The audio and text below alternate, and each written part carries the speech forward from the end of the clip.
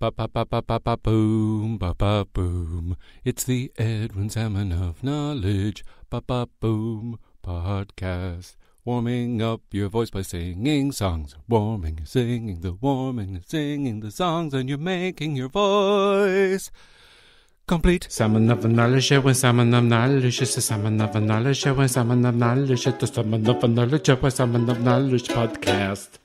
Hey, Salmon Skins, welcome to episode 32.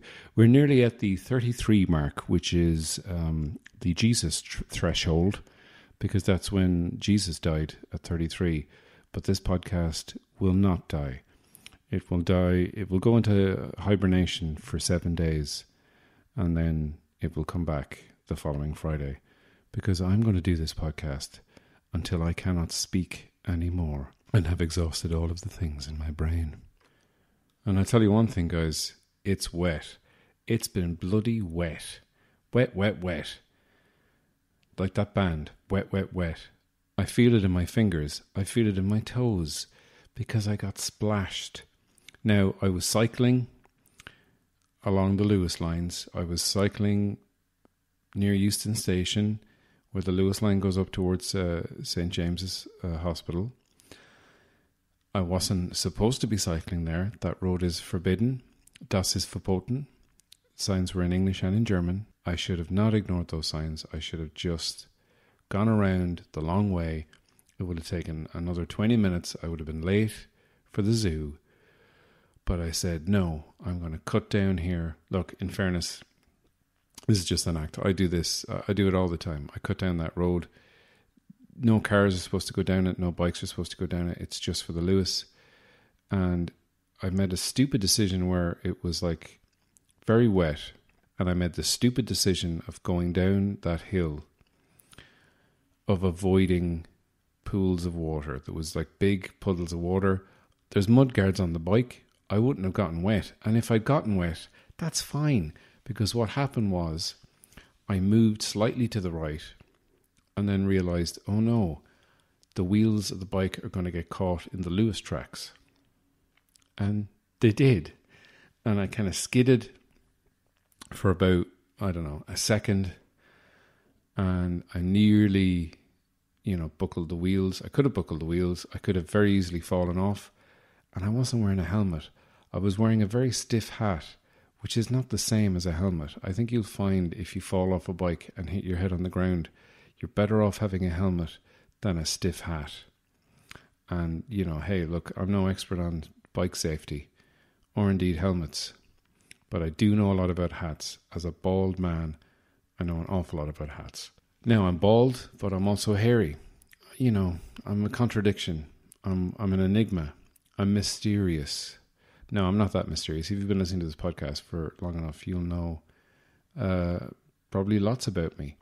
I have been floofting up my beard and letting it grow incredibly long during this lockdown period because I want to emerge like Grizzly Adams, like a mountain man, like a true hermit. I want to come out blinking, rubbing my eyes against the bright sunshine and going, "Who's the president? What year is it? Do they have flying cars yet?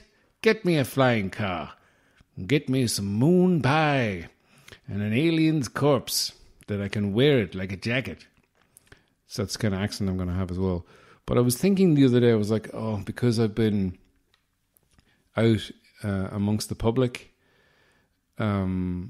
specifically zoo visitors, and my beard is quite, a few kids have called me Santa Claus, and my beard has been quite, floofty, kind of puffed up, wiry, kind of like Monica in that episode of Friends where they're in, wherever they are, Jamaica or somewhere, and her hair is reacting to the sort of the heat, but also the moisture, because it's been very heavy, as we say in Ireland, very heavy weather. Not philosophically so, not like in Back to the Future where Marty keeps calling everything's heavy. It's just this kind of heat, but wet, this kind of wet heat, which wet heat sounds like an erotic movie. It was the summertime, but it was wet out, and it was hot. No one knew what to wear. People were wearing shorts. People were wearing long trousers. Both of them were sweaty. Into this scenario comes a sexy couple. She's wanted for murder, suspected of it. He's a private investigator.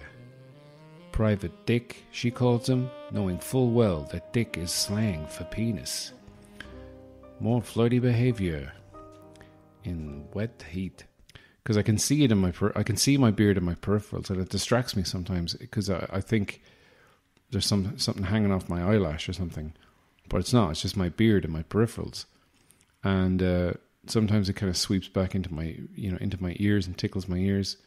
Sometimes, depending on how I'm lying, I go to kiss my beloved Cara on the head or the cheek, and whatever way I'm lying, and the beard, I move over, and the beard just moves into my mouth. Like I'll do it now. I can actually get the bottom of my beard, and here it is in my mouth. That's the sound of me eating my own beard. Now, that's my beard. That's my beard brushing up against. Actually, I could be doing the sound effects for Love Notes. Episode 4 of Love Notes coming up, by the way, guys. And oh my God, the revelations are unbelievable. But check this out. Here's me doing my own Foley sound for Love Notes. Oh, I reckon I'll walk over the gravel over there and see what's going on. Here I go, walking. Kind of sounds like rain as well. Like rain, the sound of rain when you're lying in a tent. And it's just pattering and pittering on top. The pittering and pattering. I wish there was another word for that. I know, the pitter patter. That's such a relaxing sound.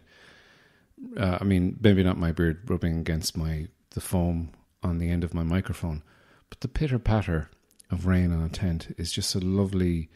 Like, I love that, especially on, say, like the last night of a festival, because you know the next day you're going to go home, you're going to have a shower, you're going to have an Eddie Rockets meal, which is usually what I have, Eddie Rockets burger joint. It's the 1950s, all the time at Eddie Rockets, except there's no segregation, because it's 2020. Yeah, that's usually what we have when we come back from a festival. We've got 80 Rockets, big meal, and you go home and you have the shower, and you're like, It's like when you were a kid and you go out, well, when I was a kid anyway, and there was snow on the ground, and we go to, a hill, and you get you'd empty out a bag of fertilizer, and you'd use that with just a plastic sack, but like a heavy duty kind of plastic sack. I guess you'd call them like garden bin bags, that kind of thicker plastic. But this was literally old fertilizer bags that were empty that we used to put turf in. And then when it snowed, he'd bring them up to the hills, and he'd slide down on the snow, and then he'd be playing all day long.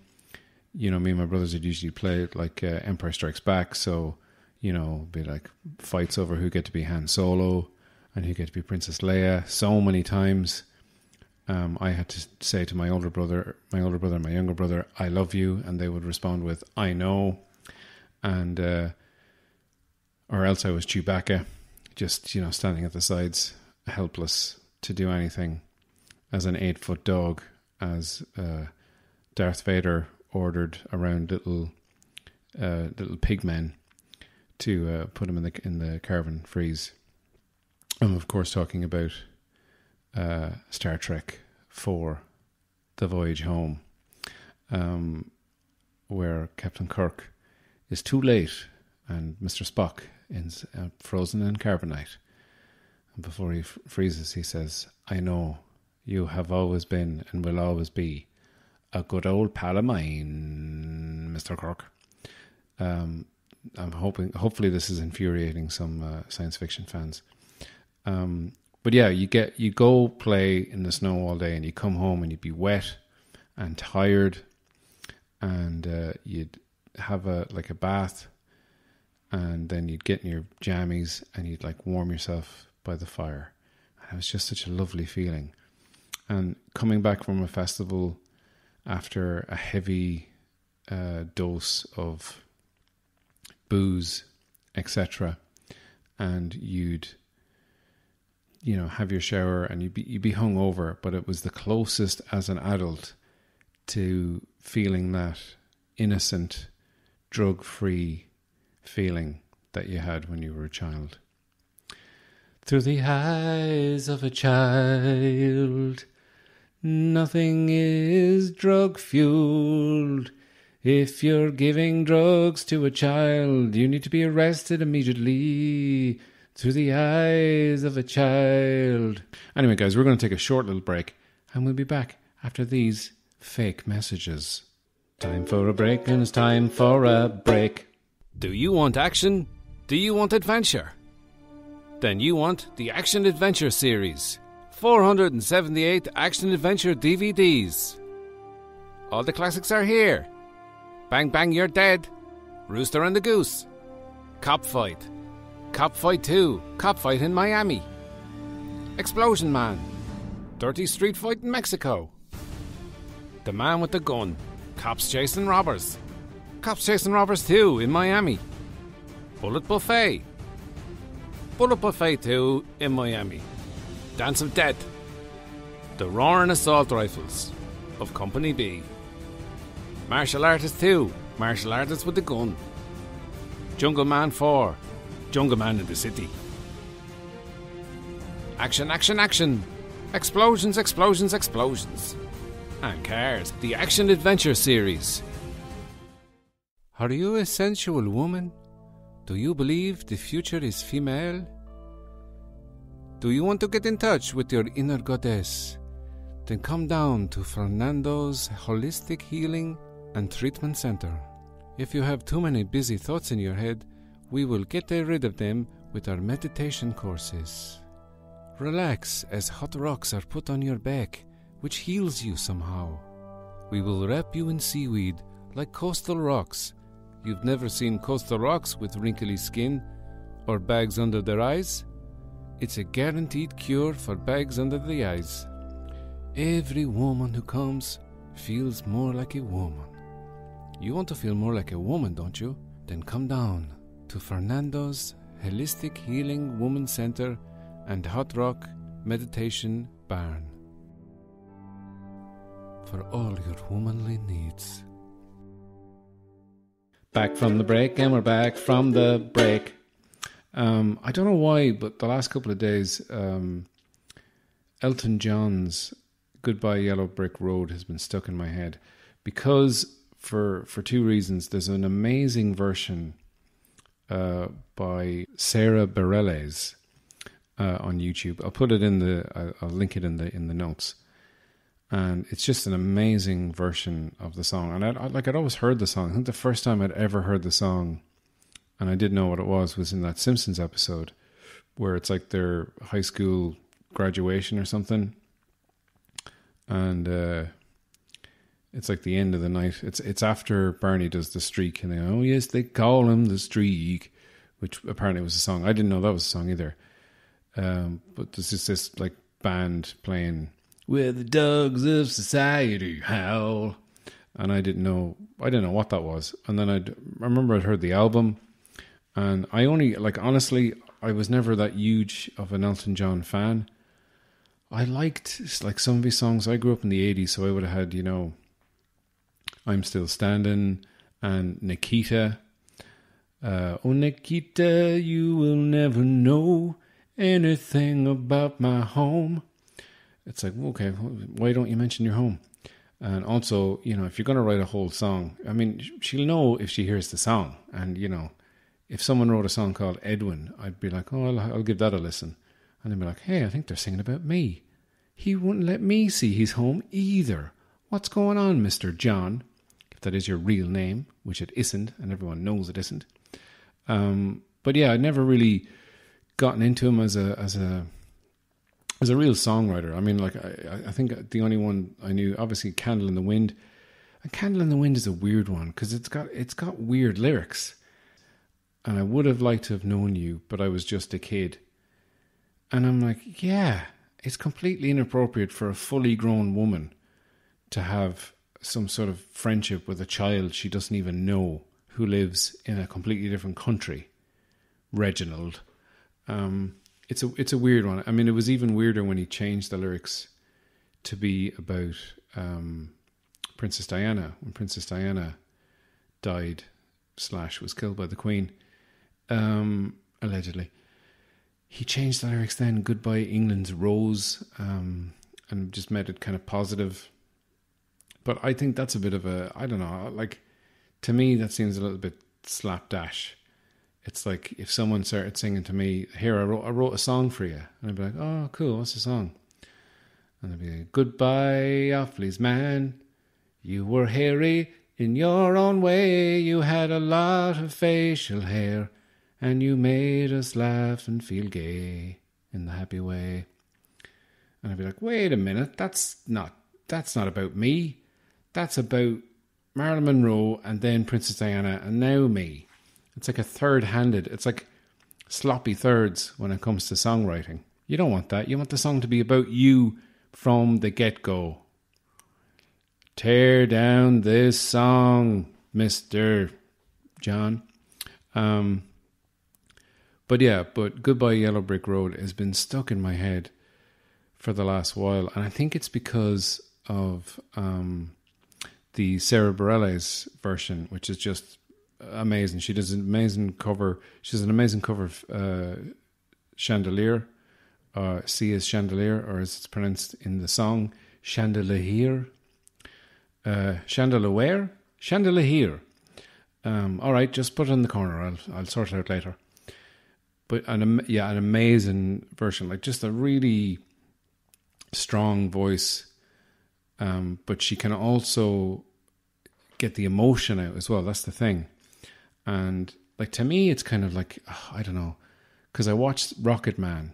I think I might have recommended this briefly on the podcast before, but I watched Rocketman, and it's really, really good. Like, it's a proper musical, and the way they use the songs in the movie, because the songs have, a meaning beyond that. Like, because I think Tiny Dancer was the first time where I was like, oh, Elton John actually writes really good songs, because the lyrics for that were about Bernie Taupin, who obviously wrote the lyrics to a lot of Elton John songs.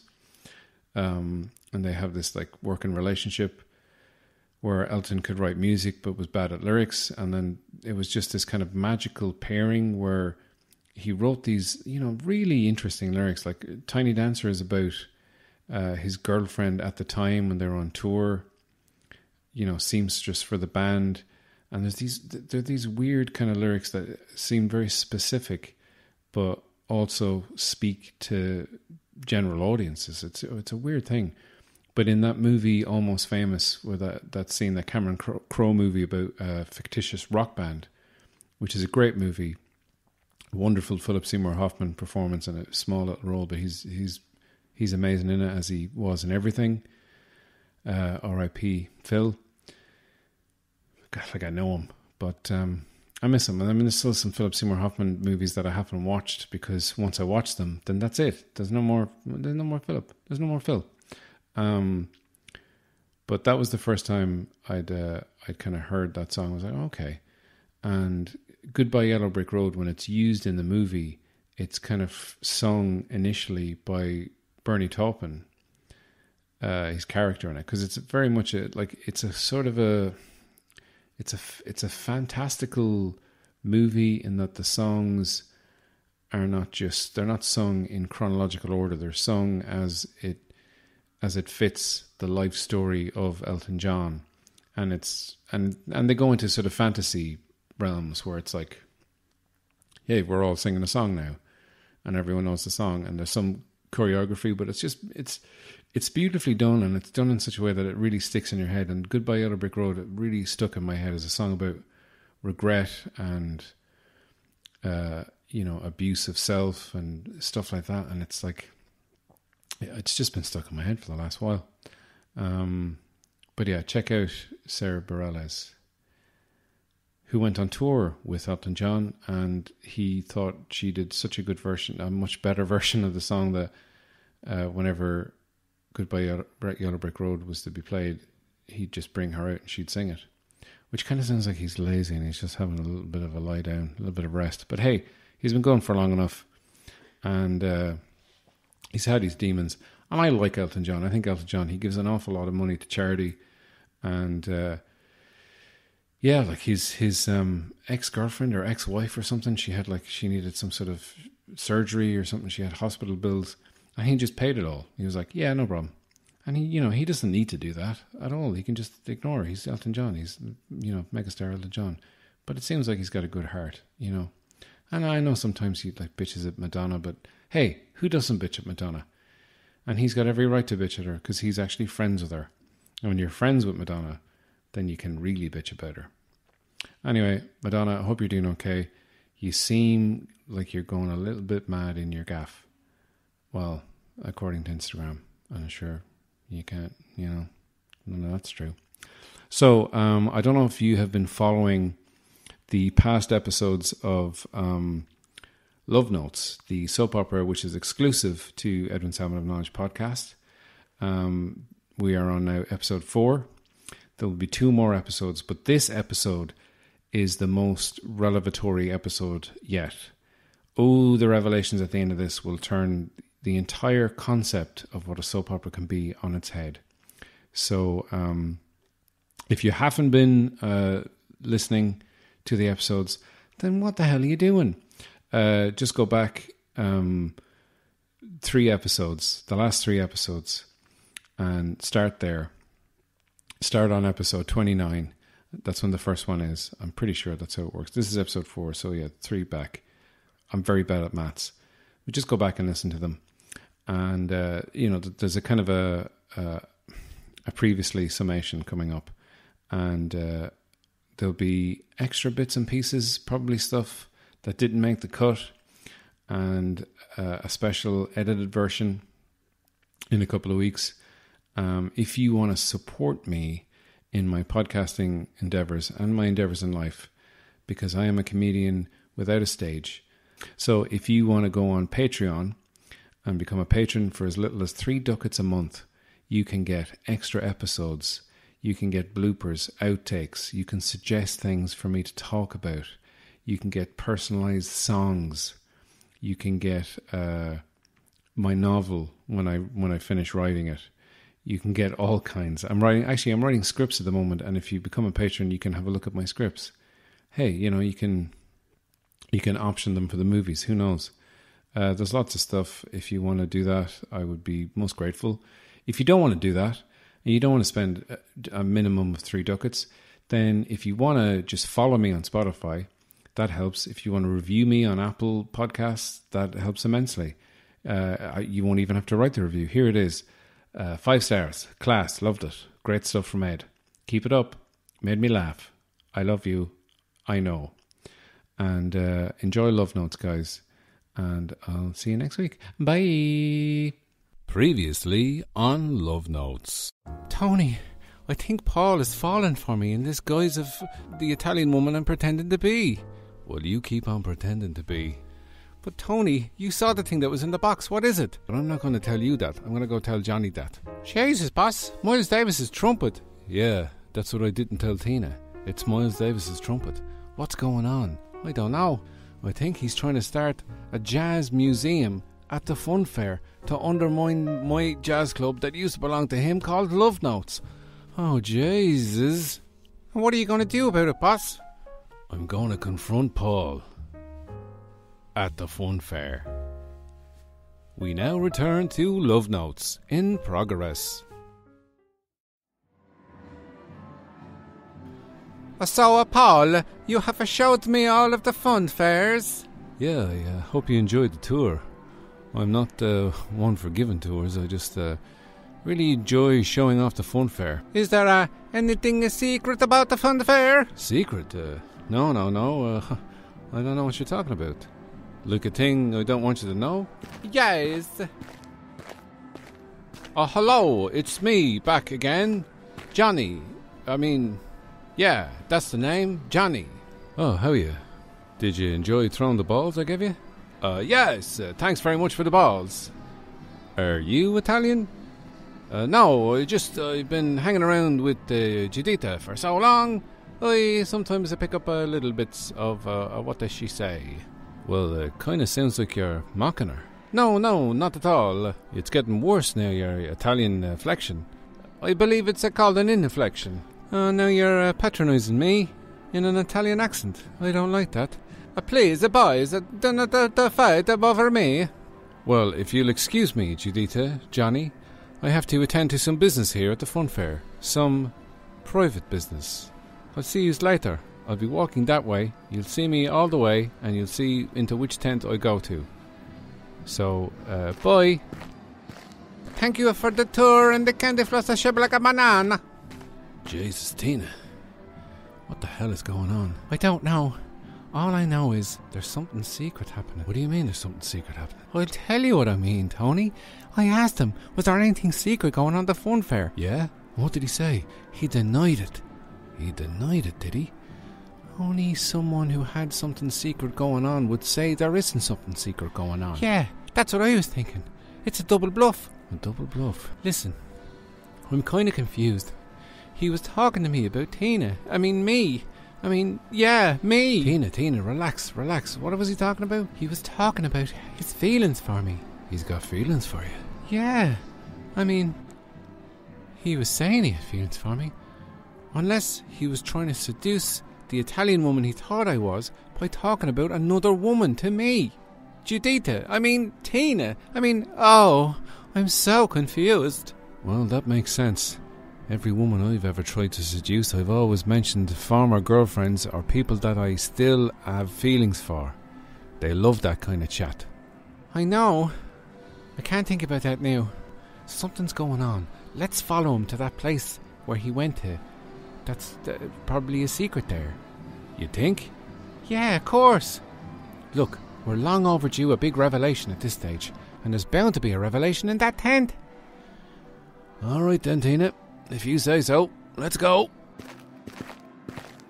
Yeah, it sounds like Pa's pulling out all the stops. Overripe bananas, candy floss, a tour of the fun fair, telling you how much he likes you because he thinks you're a different woman and he can speak freely about you even though you are you, but he doesn't know that. Who's me? You're you, Tina. Oh, Tony, what a web of lies we've weaved. You don't weave a web, you weave a basket. What a basket of lies we're lying in. No, listen, Tina, relax. Stop being so womanly. Here, what do you mean by that? I'll tell you what I mean by that. I tell you, you're being hysterical. I'm not being hysterical.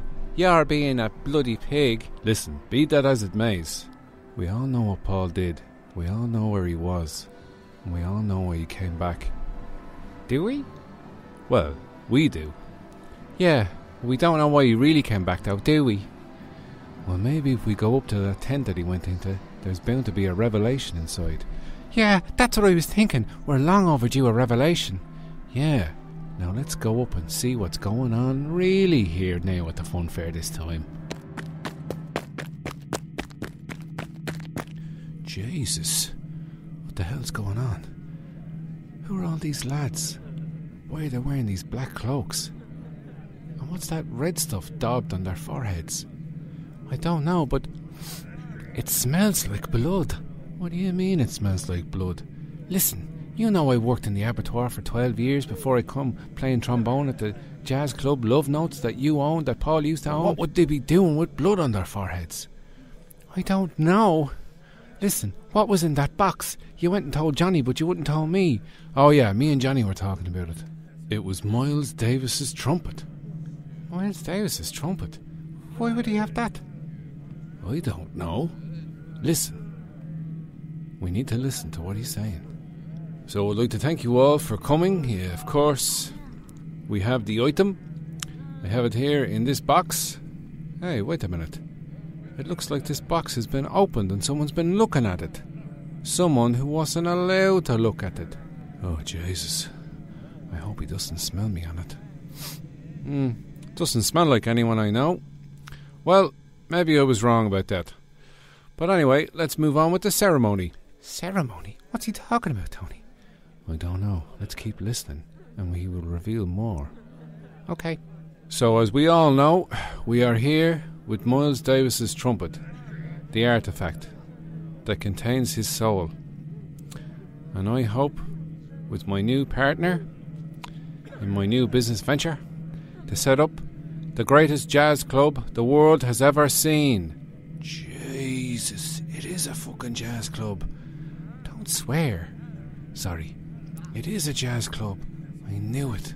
Johnny thought it was just going to be a jazz museum, but I knew he was trying to open a club. I knew it, and I'm right. All right, you're right, yeah. But who's his partner? I don't know. They're standing in the shadows. Hopefully they'll stand forward and say something, and we'll find out who it is. Yeah, I hope that happens.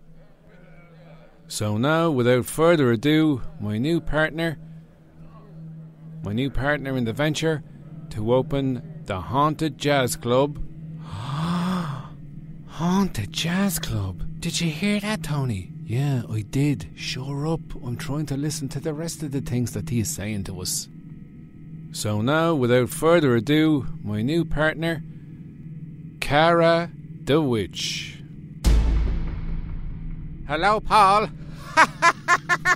Jesus, it's a witch. That's no ordinary witch. That's Cara. Cara? Who's that? I'll tell you who that is. My ex-wife. Jesus. What will happen next week on Love Notes? Will Paul declare his true feelings for Tina? Will Tony reconcile with his ex-wife, a witch? Will Tina ever be seen as anything other than a woman in this soap opera? Wow, what a revelation. I mean, I knew there was going to be a revelation in that tent because they kept talking about the revelation that they were going to go and be revealed to them. And they'd be like, wow, what a revelation. But Cara, my wife-to-be, to become a character in the soap opera on my podcast. What a twist. Unbelievable twist. Who knows where it's going to go from there. It could get very meta. But, I mean, Tony was right all along. And the fun fair is apparently haunted. So it's going to get very supernatural and spooky from now on. With lots more characters. And maybe another revelation.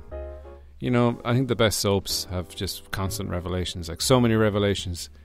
Each one more revealing than the last, and each one sort of wiping out the revelation that came before it. So it's just like almost pointless to watch it because you can't follow it because there's too many revelations and not enough character development. But not Love Notes. Every character clearly defined with clear goals, wants and needs. So that is the end of the podcast. Thanks very much for listening. And we'll see you next week. Bye.